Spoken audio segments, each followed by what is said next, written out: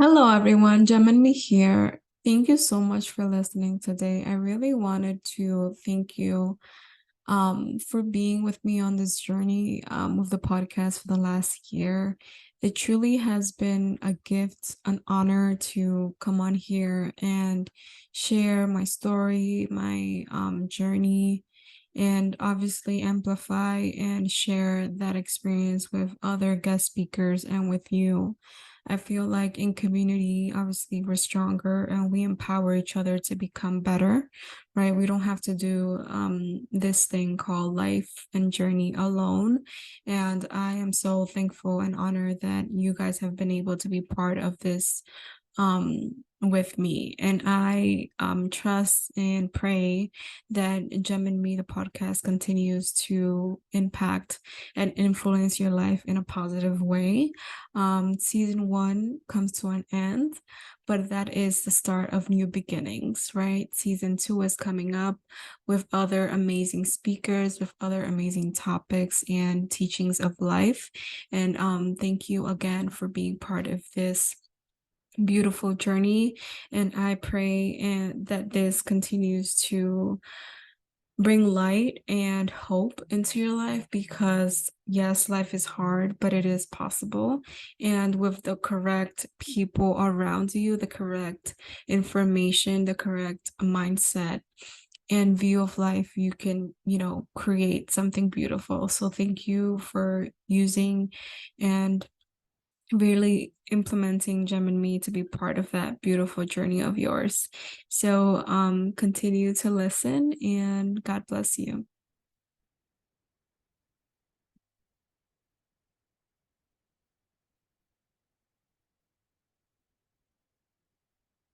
I also want to, now that we have spent a year together, invite you to write a review of what you think of the last season. What do you think of the episodes? What do you want to see more of? What did you like best? I would love to hear your feedback and suggestions on what we should do for the next season. I also would love if you can share and subscribe and follow the channels and the podcast itself. Please feel free to share it with your friends, family, if you think that these episodes and information could help them amplify and live the best version of themselves. Thank you again and have a great day.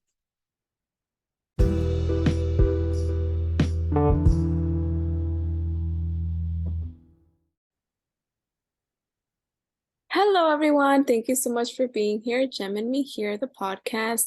Thank you, Angelica. Today we have Angelica Vazquez here, and we're going to be having a chance to speak to her about her story. So I just want to open the floor to Angelica. Angelica, tell us a little bit about who is Angelica Vazquez. Hi, thank you so much for having me here, Catherine. I really appreciate this time that you have for me and for allowing me to share my story. My name is Angelica Vazquez, and you can also call me Angie. I am an abundance life coach for millennials, and I'm also a licensed massage therapist. So you can kind of call me like a wellness fairy. I have a hiking coaching group. So I just feel like I don't know, I couldn't pick one. I feel like my business is called Living the Badass Life because it just encompasses so much wellness and it's like full rounded. Like, we have the coaching where we talk about mindset, but then I also do massage therapy where I work with people's bodies and energies. And then I have my hiking group where we get to also talk about our mindset, but at the same time we're like releasing any of that tension through hiking. So yeah, that's who I am. Awesome. Thank you so much for sharing that. And yeah, I love that comprehensive, right? Like holistic view to the body, right? Because I feel like sometimes, I mean, we were told in school that, oh, you treat the symptoms or you like focus on one thing. But I feel like everything is connected, right? Like our wellness, our mental health, our bodies, physical health, emotions, etc. So it's really good that you're focusing on like a holistic view, and I really love that. Thank you. So I always ask my speakers to elaborate a little bit about their upbringing and their childhood.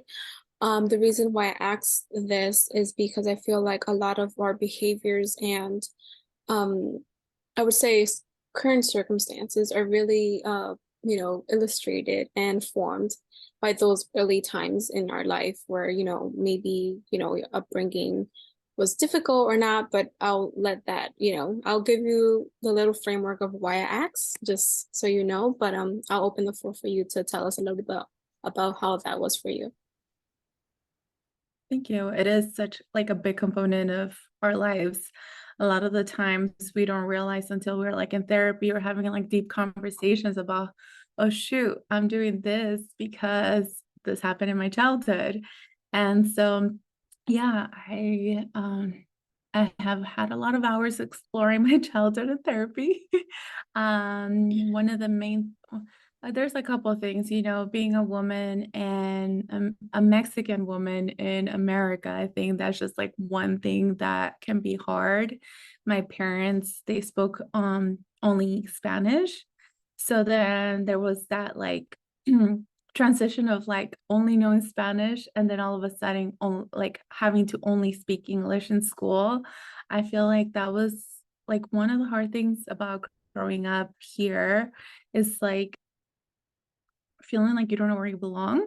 Like I would go to Mexico and then I would be called gringa, but obviously I don't look gringa. So Yes, you don't. yes.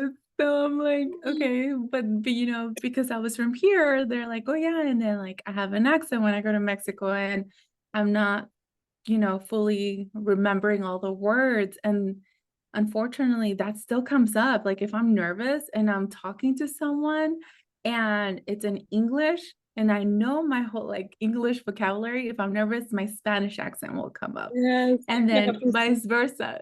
Yes. Yes. And then like if I'm like, let's say in Mexico or having a conversation in Spanish and I get nervous, then like the gringa accent comes out. I didn't notice that until you said it. That's crazy. Yes. So I feel like that's like one of the main things that I think like as a new generation here in the States, it can be really hard just because overall, like I feel like that affected my self-esteem, even speaking. And like now that I'm a coach and I'm doing like interviews and stuff like that, like I realize I'm like, oh shoot, no wonder it's so hard for me to speak because like even in my household, like I would be like trying to speak in Spanish and I would say the word wrong and they start laughing instead of helping me. Mhm. And so I was like, no shit, I'm traumatized like till now. Oh, yeah. Yes. So, and like I think that is like a lot of the things that we have to deal with as, like I said, as like a new generation here. But like it can go deeper because then if we feel like our voices are not heard, then we hold back. And I think that's one of the things that's happened in my past that I held back a lot because it was just so hard to speak. Yeah, I love that. It's crazy like how similar we are. And I was just laughing, trying to, compose myself because just that comment that you said about like speaking, right? And as, speech. Like I remember when I was in grade school, I used to get taken out for like pronunciation. And looking back, I'm like, oh my God, like that was something. Like maybe obviously that was like a weakness of mine, right? Growing up, maybe because I was like speaking two languages or because I couldn't pronounce like stuff. Maybe I was dyslexic and I was never like diagnosed. And I'm like just like going in this rabbit hole about like it's crazy how, bilingual could be obviously a blessing and a curse, but it's also like overlooked and just looked as like, oh, you'll be fine, not really like giving us maybe the tools and kind of resources that we need to kind of digest both worlds. Um, and yeah, it's difficult. So it's crazy to see how common and well, how similar we are. Yes. It's it's cool now. Like I feel like when we were younger, I don't know if you had this experience, but you like of feeling like you want to hide your like I wanted to hide me being Mexican, you know, not consciously, but like subconsciously, like feeling like I had to hide that part of me. And like now that we're like grown-ups, we're like, oh yeah, I listen to like cumbia or whatever. And like we're able to finally embrace like all of us. But I think all of ourselves, but I think like in the past when we were younger, it was like, oh my God, like it's embarrassing if people know that, you know, you listen to this kind of music or like your parents don't know English. And then like, I don't know, like it's sad looking back. It is. It really is. And I don't know, like, if you have other siblings or if you're the older or youngest one. Like from my experience, I was the oldest, from my mom's side, and that was like probably like the nuclear more closer family that I've like grew up with. And I was always around like adults, right? So I've always had like a very mature, you know, um, ladylike, if you will, right? Like personality, right? So I would be like the most mature, like very preserving kind of like in terms of like behavior, language, what I consume, the way that I behave in the classroom, my interactions with like, it was just I consider myself an outsider just because of the fact that I was like more mature and I didn't like have the same interests as like other people of my age had.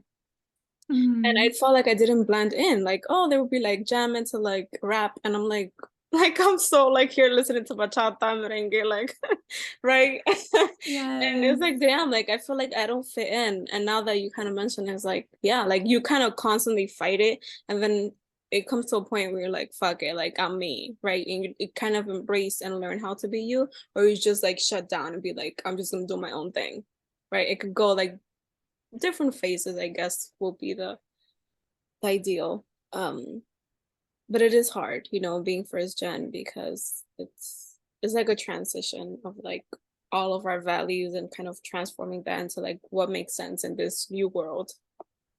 Yes. I totally like resonate with feeling like an outsider. I felt like I was like I'm the middle child, but my older sister, she's like 11 years older than me, and she got pregnant when she was like 18. So she kind of left the house kind of early. So I did feel like I was like the oldest one in a way because I was the one helping my parents with like all the paperwork, translating, all of that. Like there's so much freaking pressure as a kid to like deal with paperwork that you never even like had to deal with, like, you know what I mean? Mm. And but I did feel like an outsider for such a long time. It felt really lonely, I think. Feeling so mature and not being not relating to other people with their interest. And then at the same time, it's like having to hide like that part of me of being Mexican. And even I think even like under my corporate job, I was working at a spa. It still felt like very Americanized. So it felt like I had to hide that part of me still. I think I'm barely like fully embracing it now that I have my own business, that I get to be myself, like my whole self. I feel like this is a different type of freedom of expression that most people don't get to have. Like I even think about like people who have to like hide their curly hair in like professional settings. Like what the heck is that about? You know? It's just um yeah, I can't imagine having to hide that part of me any longer. I love that. And that really kind of popped a bubble like in my head of like, right, we're in April and we're celebrating, or I don't know if it's a celebration. I don't know, we're promoting, right? Because it's not even a celebration, right? Because It's of awareness, yes. exactly, it's awareness month, sexual assault awareness month.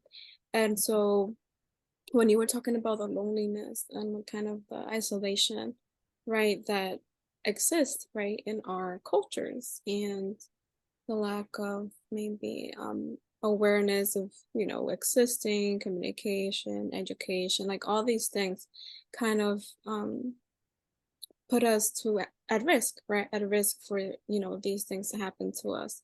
And I just wanted to have a brief conversation with you. We're going to be talking well around the conversation about you, but just to make this stop Mhm. thinking about sexual assault and like how prevalent and how serious you think this is in our society. Could be Hispanic overall, right? Could be Mexican, Latinos, or Latinx. How common do you think this is in our community, and how could we fix it? Well, it's really, really common. I did get molested when I was 5 or 6, and part of what I did bring up about the, like, feeling like I didn't have a voice at such a young age, or, like, I couldn't share my voice is, like, there was many components to that, right? So, I was abused when I was 5 or 6, but I had never told anyone until 2020, which was 3 years ago. And that just shows how much trauma there can be from feeling like your throat is closed. There's like the throat chakra, but it's like we're suppressed in different areas, like just in our families and then like society. And it makes it so much harder to come out and like have these conversations of like, hey, this is what happened to me, because it can feel terrifying. Like, what if someone doesn't believe you? What if someone blames you? So I think it's really, really common in our community. And I think it goes back to how we raise boys and girls. Mm, I think a lot of people go straight into like, those people need to go to jail. And it's like, yes, there should be justice and there's, a place, but there's that to be done, but I feel like that doesn't fix the core problem of this, and that is that we're not raising boys and girls in the best way. mm, Boys, we're always like, "Oh, don't let them cry, like, you're a boy," or like, "You're the man of the house," and it's like, as a society, we don't allow boys to express their emotions, and, like, the thing with a lot of these people who are abusers is that most of them were also abused. mm, mhm. So if they're not allowed to express their emotions at such a young age, then what's going to make them want to share that something like that happened to them, Yeah. especially as a guy? Like, I feel like their egos, their pride, like whatever it is, like will not allow them, like I feel like it's easier in a way for a woman to share their experience about this than it would be for a guy, because guys are not told to share their emotions, share their experiences. It's like, no, just toughen up and get through it. But guess what? Then they start, going into addictions like alcohol abuse, drug abuse, sex abuse, like all these things. And then they end up harming others. And of course, there's women that also abuse, but I do feel like a lot of like when it comes to boys, that has to be shifted for them. And then when it comes to women, I think stop saying like "Calladitas más bonita," you know what I mean? Or like as a woman, we're conditioned to look for someone for permission. We're conditioned to follow someone else for orders. Like we're not taught to think for ourselves. And so I think that's where a big impact would be, like where I think it's like where we would get the most impact is if we start with the kids. I love that. I really, really do. It kind of wraps up with my first question about your childhood, right? Because Mhm. the way that our parents parent us and the way that their parents parent them, and like it's like a cycle, right? A cycle, generational trauma, Yes. and keeps dragging. And if we don't speak about it, right, the first step, obviously, speaking about it. This is why, like, we're having you and I this conversation, because I feel like, Mhm. obviously it's hard to like sit here and talk about like our vulnerability and things that have happened to us, but it's so important because other Mhm. people who have experienced it feel like they're not alone. That's one. And the people who are parents, right, try to prevent it for future generations, right, with talking to their kids the way that they raised them, right? Teaching them to speak up, right? To like protect their bodies, consent, right, etc. And feeling safe to come to them, but tell them if something is happening. Yes. Is all that, like, lack of communication, lack of affection. I feel like a lot of our culture is, excuse me, based on like discipline and like authority. Like, parents have first and last say, and you like have nothing. And like that really kind of leads to that like silence and the isolation and that like ability for things to happen. Yes, and I think, like you said, there's a lot of, like, discipline that comes with a lot of shaming. So, Yeah. like, if a kid makes a mistake, I think a lot of the parents, like, and I'm saying that because I experienced that, like, even till I love my mom, so it's nothing against my mom, Mhm. but one of the things she's really good at is, like, making me feel guilty, and it's like I think a lot of the times, unconsciously, especially in the especially in the Latino community, like, moms will put a lot of guilt onto their kids, and that doesn't allow for self-expression. Mhm. That makes you feel like everything's your fault. So, that doesn't just that's not gonna stop at you spilling the milk, it's gonna go to everything, like, everything is your fault. And Right. so, that makes it so much harder for someone to be like, "Yeah, this happened to me," because sometimes unconsciously we internalize that as, "That was my fault," when it comes to, like, sexual abuse. Yeah. It's crazy. And I feel like, for those who have experience, the step forward is really like healing, right? Healing that, speaking to other people about it, people who know, what you're going through, and therapy.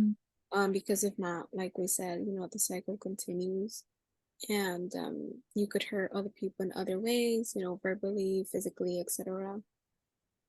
And it's just not good, right? It just repeats itself. Um, just to kind of close out this, I guess, section of our interview, mhm. what would be something that you will like would tell your 5 to 6 year old if you have the chance? Oh my god, I've been telling her lately so much because just, like, it's not your fault, and it's okay if you make a mistake. I think like, unfortunately, when you're a kid, what happens and what I learned from therapy and all of that is that the way our ego is still developing, we definitely internalize it even more as it's our fault. Mm, So even as a grown up, seeing like, okay, this person did that to me for whatever reason, I still don't have a lot of anger or hate towards him. I tend to have more hate and anger towards myself. Because any the time I make a mistake, I start feeling like it's my fault and, like, I don't like, it's just hard to just be like, "It's okay to make a mistake. yeah, You're a good person." So that's what I would tell her. I love that. I really want to hug you right now. I know we're like Oh. thousands of miles away. Um, but it's so, beautiful to be able to even do that, right? To be able to talk to your younger self, because obviously, at that moment in life we feel so lonely and so isolated. And like, Mhm, you know, I feel like that little girl is still inside of us, like seeking and crying, right? For like validation, for love. And just know that, I see you and I value your emotions. And I just pray, that we continue to heal, we continue to empower, and like it probably will be like a lifelong process, right? Like I feel like you never get to that peak as everything in life, right? You could always do better. You could always feel better about something. mhm. Always continue to grow in that space. But thank you for being vulnerable with us about that story. Thank you. I really appreciate it. You make me feel so comfortable. I'm like, since the first time I met you, obviously it was virtual. I was like, oh, such a good heart. Oh, thank you. I truly appreciate it. Um, Thank you. I really, really, really like appreciate those words because, in this work, it could be very overwhelming as I shared before, right? Like Mhm. there's certain conversations and people that you meet that you actually like connect, right? Not like, oh, Yes. yeah, let's hang out, let's talk. No, but like you actually feel it. Like that's what I mean. Yes. Yes. I totally did. Hmm. Thank you. Alrighty. Well, I love the essence and like the work that you do about manifesting because I've been like studying myself too. Mhm. One of my mentors in that area, I'm not sure if he is yours, is Bob Proctor. So just wanted to Mhm. kind of see how you got into this manifestation arena and like how you will like how could we like implement it in our daily lives? Okay, so I think it started when I was like 16. And it started with my budget, my planner, and my bucket list. And I don't remember anyone else around me doing it. Like YouTube was not that big of a deal back then. And I don't know, I just started having like, well, actually, let's backtrack a little bit. So I was a good girl, meaning like I never fought for what I wanted. So it would be like if my parents would say, no, you're not gonna go, then I'd be like, okay, I'm not going. And so when I started making money, that's when I was like, oh, good. Like, I started having power. So I started to see like, okay, I have this much money. What can I do with it? And so started like, and when can I do it?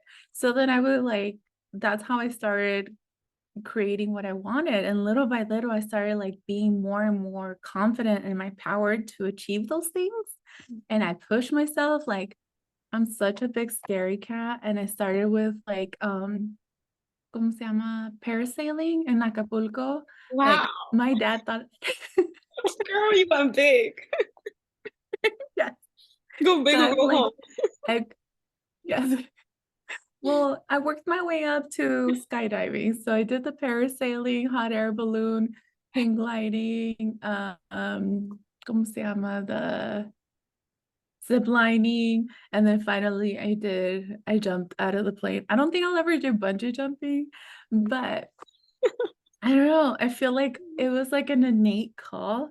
And I don't know if you've studied human design Oh well. or you've heard of it. Have you heard of human design? Mm-mm. So it talks about like the different ways you manifest. Mm. And it's funny because one of them is manifester, and that's the one I am. So I think it was just always natural to me to just, I don't know, start creating. And like the more I created and I saw my power, I was like, ooh, what else can I do? So I like I love would it. just like build on that. I love that. That's cool. Oh, so would you say the essential toolkit for manifesting is a list, a journal, and what else? So it would be the list and the journal and then the budget and the calendar. Yes. Because and the thing is like so many people have this like taboo around money, but it's like so many of our dreams have to do with money. And the thing is like the more what I love, like the shift that's happening too, is like more good people are having bigger amounts of money so then they can do things that, um, to help the world. And I think, okay, so I kind of went off track, but yes, I think it's very important to have the budget so that you can be very intentional Mhm. with where you spend your money. I Mm, think it's all about intentionality. It's not necessarily about restricting yourself to a point where you can't do anything. It's like, okay, like maybe for the next month, I'm not gonna go out and eat, but in 2 months, I'm gonna go and have my trip, and figuring out ways. And the thing is, like, along with that money mindset, mm, there's also like the abundance mindset. Like sometimes you don't even need to spend cash on the things you want. one of my examples is I manifested my puppy. I was in New York City in 2015 and I saw a pug and I was like, I love pugs. Like I wanted one so bad. And I saw how much they were online and didn't focus on how much they were. There's some like around 500 or whatever. And I just kept telling everyone, like, hey, I want a pug. I want a pug. And, and for whatever reason, I didn't buy it. And then one day, so that was July. And then in October, my friend found a 8-month-old pug in the street. And she's like, do you want her? I was Oh like, my yes, this God, is mine. that's So awesome. it, so I think it's like having a good relationship with like abundance. Yes, sometimes it's gonna involve money. And I think like I'm learning more and more about creating like generational wealth. I'm not there yet, but I do know that there's abundance in the world, just like birds are able to eat every day, animals that don't have money. Yeah, so there's that. And then I think it's really important to schedule things like it really creates a sense of, well, for me in the past, it was a control thing. And now it's more of like, I just feel like, okay, I feel comfortable that, let's say I have a goal and I'm not going to be able to complete it right now. But if I put it in 3 months, then I don't have to like stress about it, because it's still going to happen. And I Yeah. think what happens with a lot of people, they never write it on the calendar. They always say later, later, later, and then it never happens, like whatever goal they have. And so, one thing I've learned through the seminars and all of that, personal development, is just the importance of how short life is. Like we keep saying later, but we don't really know how much time we have. We don't know how much time the people around us have. So it's about being intentional with your time and how, like, what do you want in your life? And I think a lot of people have been held back because of the labels. Like, you're a mom, you can't do this. You're a woman, you can't do this. And that's why I love that I'm coaching millennials, because I feel like millennials is the first generation Mhm. that gets to add a different description to those labels, you know? I love that. I Yeah. really do. I feel like if you're failing to plan, you're planning to fail. And Mm-hmm. I always have like my agendas, my to-do list for the day, my calendars, alarms. Like some Yes. people are like, oh, like that's too much. I don't like yesterday, like was my Sunday kind of laid back family day. And I didn't, look at my calendar or put alarms. I didn't really Yes. have much to do other than go to church. And I didn't like actually pay attention to my calendar. And I guess it's a good thing and a bad thing, right? Because I'm Mm-hmm. like, okay, like I rely so much on these tools, Mm-hmm. but at the same time it's like, they're like there to like assist me and to like help me be sane and organized, so why not, right? And it's Yes. whatever rolls your boat, right? Like some things might work for you, some others, some might not, but I feel like organization definitely helps, and it helps you clear like your mind so you don't have it all in here. You could just write it down and plan it, and it's like great, Yes. it's not Yes. everything. Um, Brain dumps are amazing. I love them. I'm like, yes, I could breathe now. Yes. I wanted to ask you, like, what has been, I know you mentioned like webinars and things like that, but like, what has been some resources that you have like utilized to help you like be on that manifestation road? Because I feel like before, like, I've done manifestation on my own, but I feel like you could lose it. You could lose that like fire or that like spark of like, Mhm, I don't know, growth or like manifesting.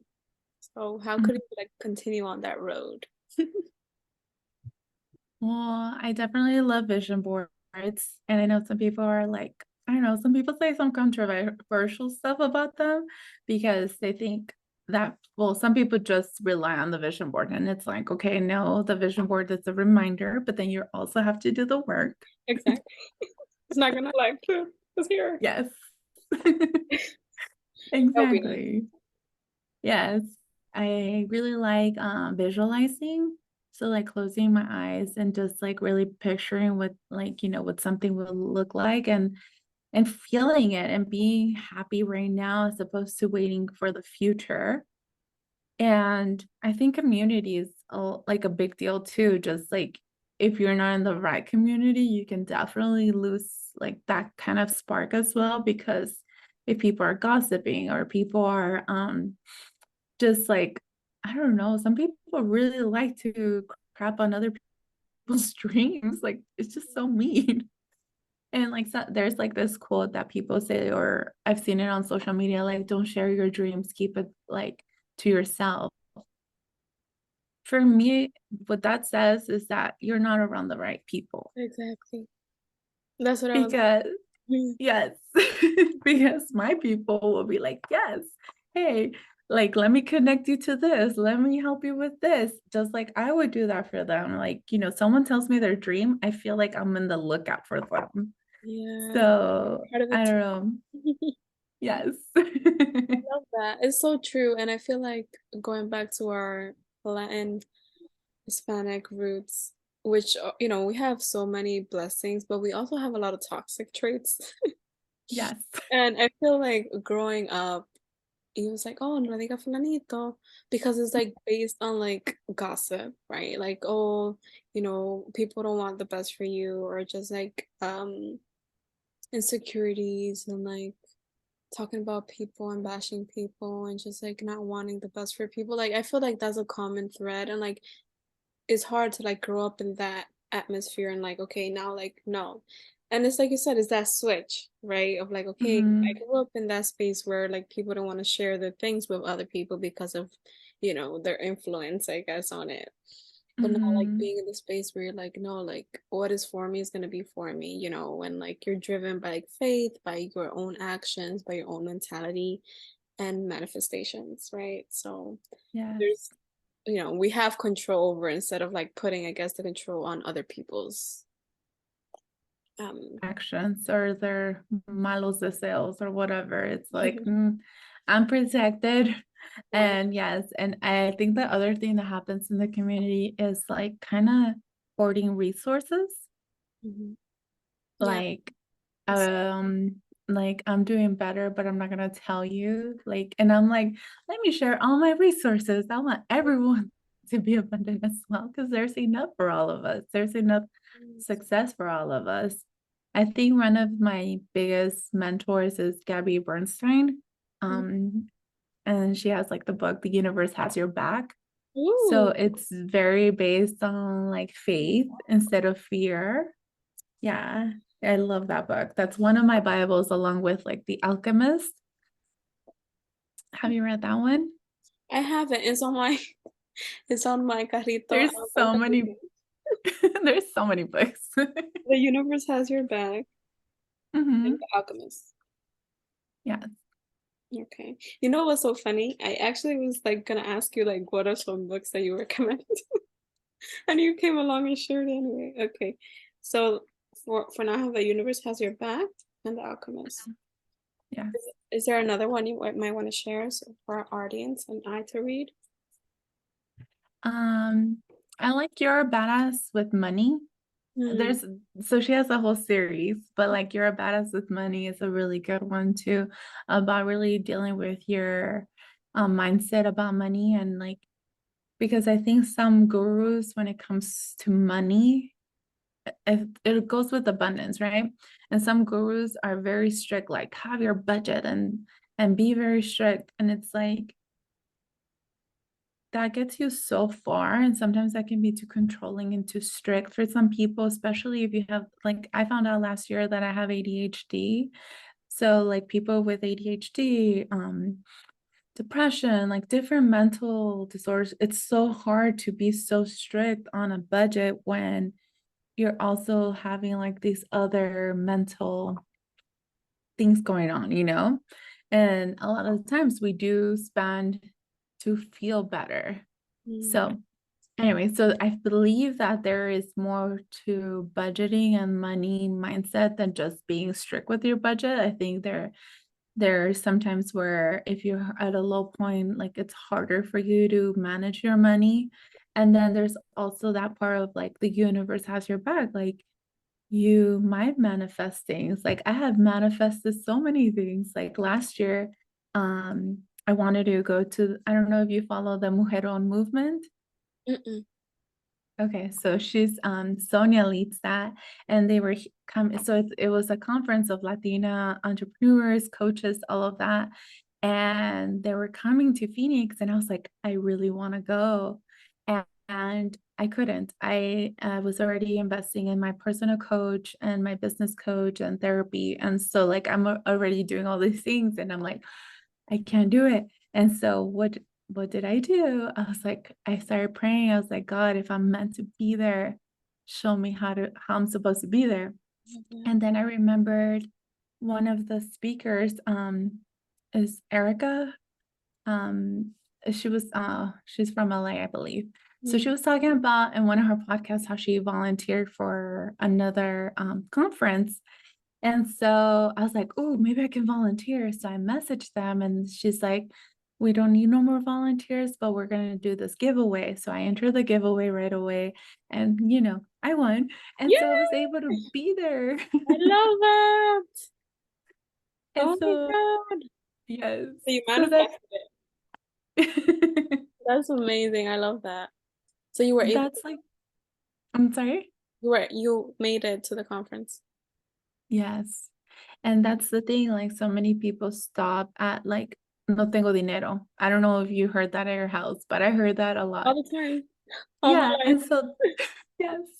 So you stop at that and then you just give up on your dreams and it's like I surrendered to my circumstances. I think in the past I would have put it on a credit card and I had already said like I didn't want to put more things on a credit card. So like I surrendered to my circumstances and then I still asked for another way and it was given to me. And that's what I want to share with like, all my coaching clients or anybody who listens to me. I really love that. And it's a breath of fresh air, to listen to and just to talk to you. Um, because I feel like we're living in a world, right, of a lot of scarcity, even though there's so much, right? So much information, so much this, so much that, you name it. But there's also this mentality of like there's not enough, right? Of Hmm. whatever, clients, money, resources, etc. It's like there is, right? If it's for you, it's for you. And it's like a lot to do with your mindset, your faith, right? You mentioned God a Hmm. lot, and I love that. Um, but also, your ability to like know that you're worth it, that you deserve it, that you could get it, right? Like Hmm. believing that you could. Because if then you believe you can't, then you cannot, right? Like Yes. Yes. basically that's it. You kind of made your mind and you made your destiny true. Yes. Just having that mindset. So thank you for reminding me because I really have a lot of manifestation to do. It's like I said, it's like I feel like you sometimes like know the information, but like you kind of Yeah. lose that practice, right? The daily practice Hmm. or because life happens, right? It does. And it can be hard at some points when life is just like, I don't know, throws you these things. And I think that's why so many people end up growing so grumpy. So I have this thing or theory or whatever that most people either grow up and be like that old grumpy grandma or they end up being like the life of the party. And like at one of my vision boards I had this older lady with like a pink furry thing and just like rocking it because that's who I want to be. So that's what I try to remind myself because I think so many people have so many life experiences that really hurt. Like last year was really hard for me, but like I didn't want to let it like put me into depression. Mhm. So I remind myself, like, who do you want to be? Do you want to grow up and be that grumpy old person who can't stand anybody? Or do you want to be this happy person who's like, yeah, shit fucking happened, but I lived and I kept going. Yeah. And like one thing that I love from do you listen to Les Brown? Yes, I love him. Oh, yes, he's so good. There's one video that, like, I'll listen to in the mornings. He's like, "Of course things are gonna happen to you. Who do you think it should happen to? Do you have some emails or phone numbers to it could happen to them?" Oh my Like God. That's so funny. It's so true. And it's like I listen to Rim Rons too. I don't know. Jim Rons. He's oh, like, Jim Rohn yeah, he's I love him. Like he's so sarcastic in his wording. Like mhm. like at the end of the day, like you want to change your circumstances, you want to change, your life. You have to Yeah. change you. Start with you. And that's how you Mhm. change your circumstances and your outcomes. And he also mentions in his video that it rains in the poor and the rich. It doesn't matter. Like circumstances and phases happen. What is Yes. different is like how you act, how you behave, and the action that you take from there.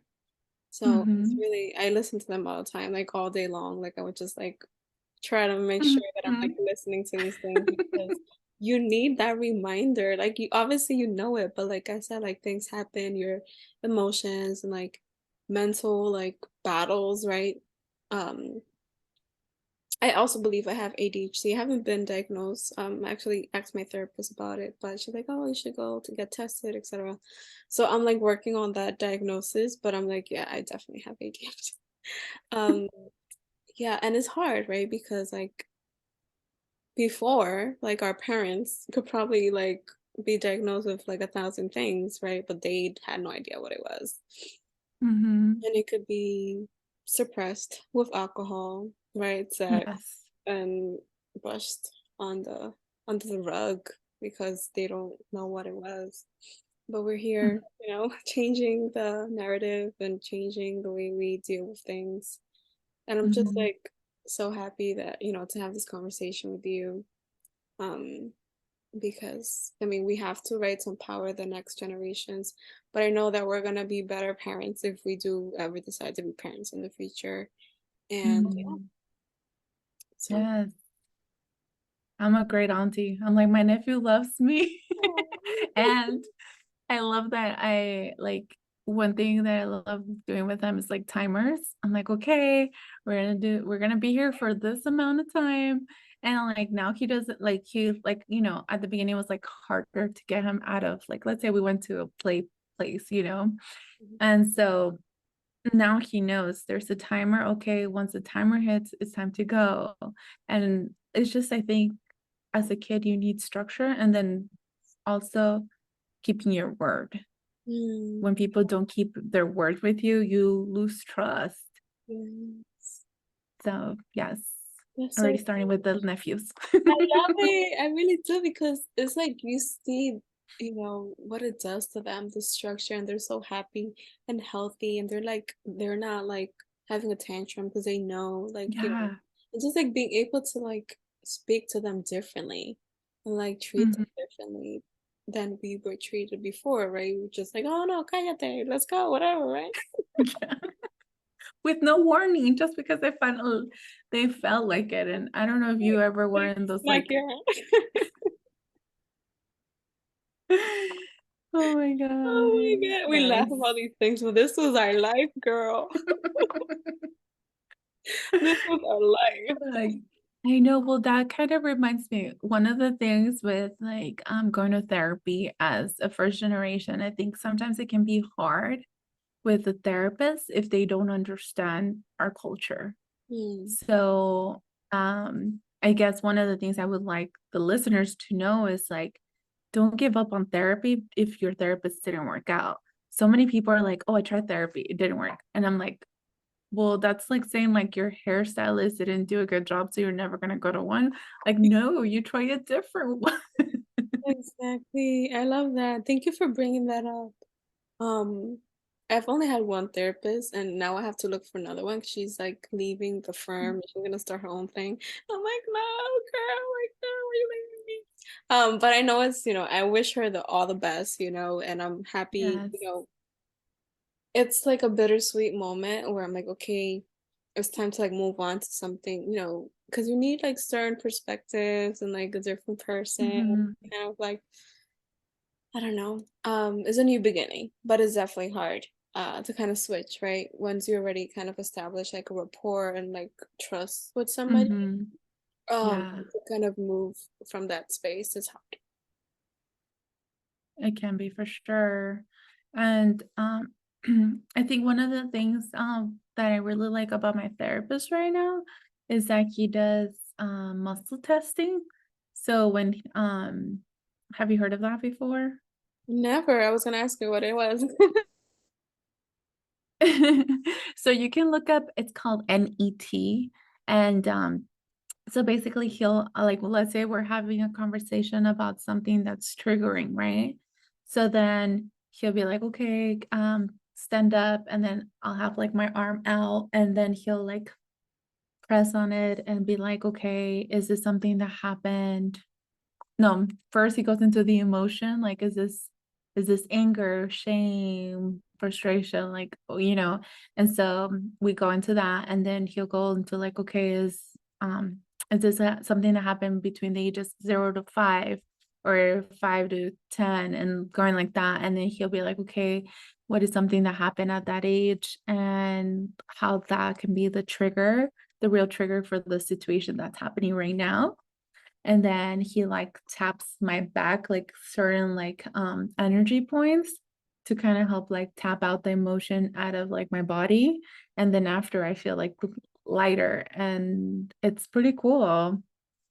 Wow, I've never heard of that. I'm Yeah, and definitely. that's the thing. There's so many different alternatives. Like, have you ever had energy work done? Like either Reiki, cranial sacral.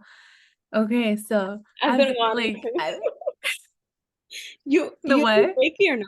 You just do massages, right? Or do you do I Reiki? do Reiki. Hmm. I do. You know what I've heard of Hmm. people who do it virtually? I don't know how that works. Like, is that efficient? Because aren't you supposed to like be in the presence of the person who's doing it? There's people who I don't do it virtually. I prefer it in person, but there's some people that have done it they report that it has really worked for them. So, I mean, anything is really possible because even if, do you listen to Dr. Joe Dispenza? Yes. Mm-hmm. I forgot which one of his books was. There was some sort of study where basically they prayed for some people that were, I can't even remember. I'm sorry. But basically, I'll it check. just shows, I'm sorry. No, go ahead. I'll write down his name and do some research, but whatever Mhm. you give me. Okay, I'll look up the book. But it was basically they had prayed for this group and it helped them heal. So that's why I feel like it is very possible that you could do virtual because like energy is just so powerful. Mm, And he does a lot of like scientific studies. So like he's a really good source of like bringing the scientific part with like manifesting and like healing woo woo stuff. So then it gives some proof to those people who are still like yeah, not believing. I love that. Okay. This is great. I love this because I mean, I'm like, so I do, like I do have a background in science, I would say, because I, did Mhm. my studies in public health and I've been in hospital like most of my career. So most of it's really like based on, right, like evidence and like treating the symptoms and stuff like that. So that's why like I pursued public health because it was more of a holistic view. But once you see that it's not like the person could be treated or, you know, I don't know, better out of the hospital. Like like there's so much work that could be done, like in terms of like healing and like alternative medicine to like better the person. It's crazy, like Yes. if people actually practice these things, like what is the future of medicine look like? Yes. Do you follow Dr. Amen? Who? Dr. Amen? No. Doc Amen. I think that's his Instagram name. So Doc, DOC, and then Amen, like Amen, AMEN. So he talks a lot about the brain's health and how that has to do with mental disorders. Mm. And so like that brings another perspective to like maybe like abusers, like um people who have abused, but like then there's like people who have like schizophrenia who have killed other people, but that's because there's so much, you know what I mean? Like there's so much in our brains that if no one diagnoses us, no one, especially in our community, like what is therapy? Therapy is for crazy people, right? But it's like, no, it's not just for crazy people. And so many people who get untreated can definitely do a lot of harm because in their way that they're trying to feel better, it might hurt other people. Mm. Yeah. I feel like mental health is still like a little receptive, but like we have so much work to do. I remember when I started therapy, I told my dad I had an appointment, and he's like, "Oh, what type of appointment? Trying to be nosy." And I was like, "Oh, I have," and he's like, "Oh, therapy for what? Like, what's going on?" Well, he got all like worked up about it, and I'm like, "For life, like, to cope with life." And it's funny that at the moment, actually, I was dealing with his, I guess, affair. Like he was having an affair, and then he was having a kid with like a 17-year-old, I was 16-year-old at the time. So, yeah, I needed therapy because I was daddy's girl for like my whole life, and you hear living your life at a very bad, direction. So he was one of the reasons why I was Yes. going to therapy, but he was here like, oh, like, where are you going to therapy? What's wrong with you? Like, what? Like, you are.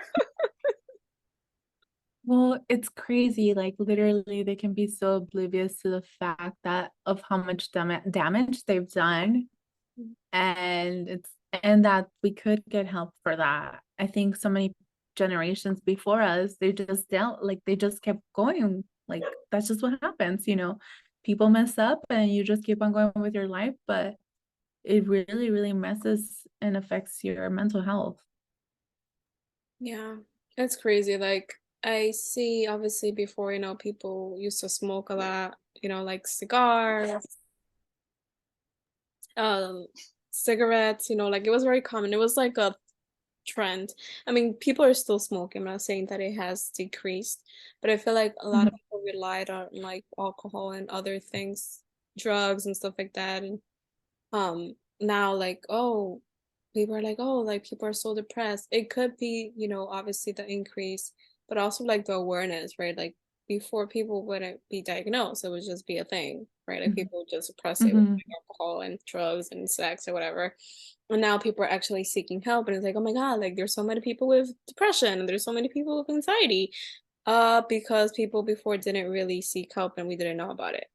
Um, and now actually people are being open to the idea of being treated or like seeking help and things like that. And it's like it's hard, right? Because like for example, I have certain like teens that are like younger than me, and I see them, they're like so over like worked with like their future, like what they want to do with their lives.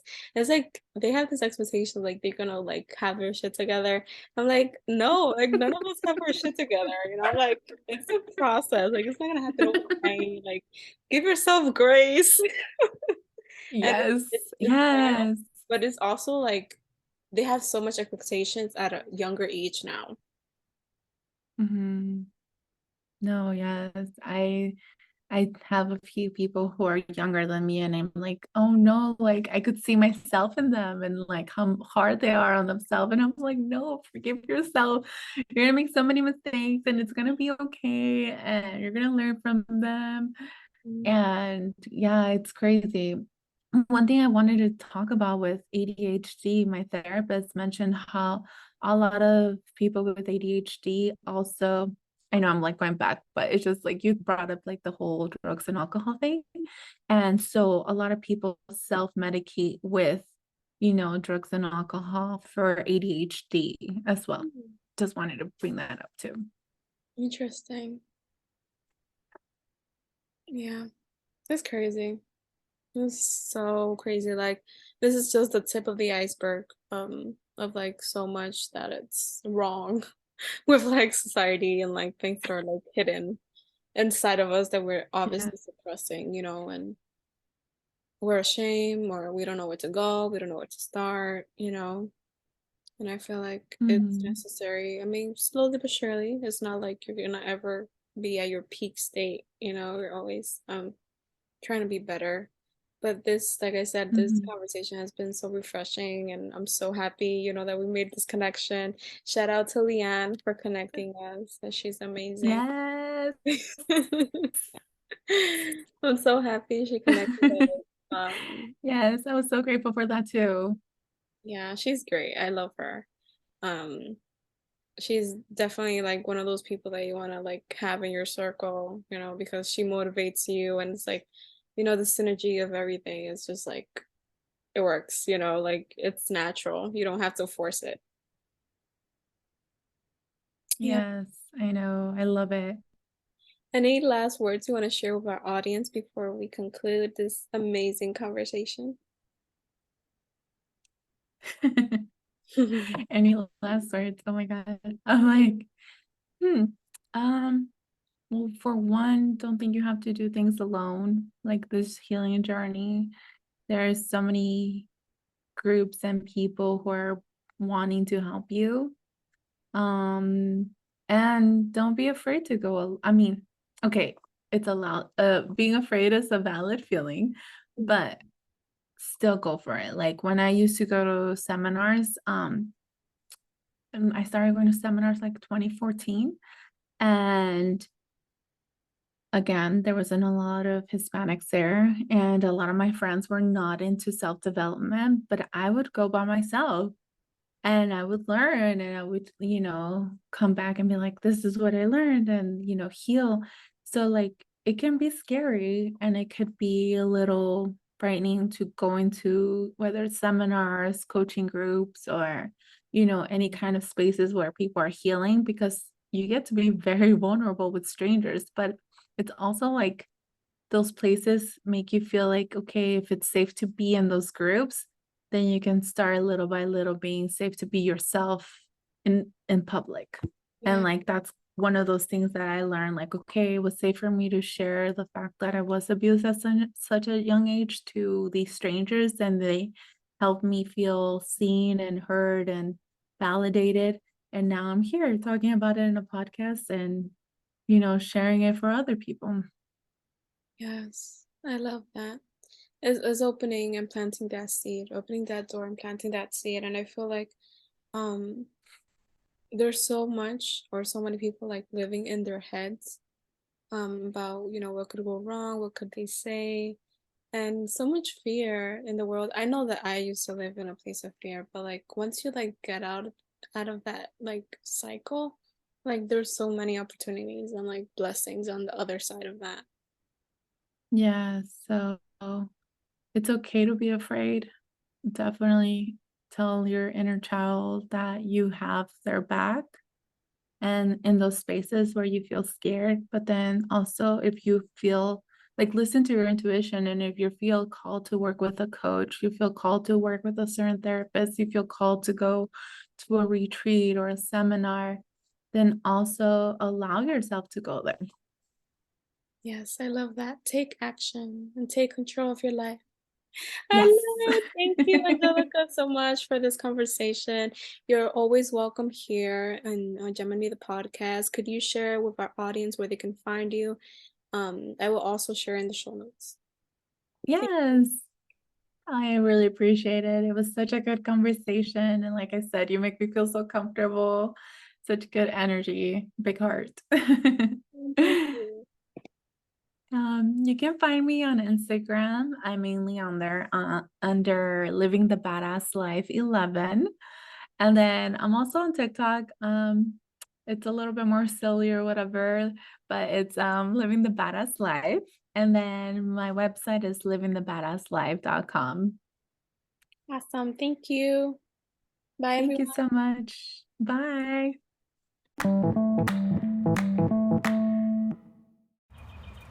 Hello, everyone. everyone. Thank you so much for listening to today's episode. I am so grateful that you're here listening to my podcast, Gem and Me. I hope that you continue to share, continue to listen on very important topics that I discuss in my growth and journey to what is called life. I hope that you're able to learn and explore different values and things that you have within you. I really hope to serve as a support system and a community to those who need the inspiration in that community, because I know that I needed this,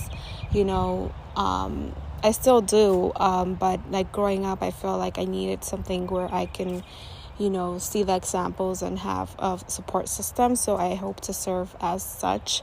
Thank you for listening and have a great one.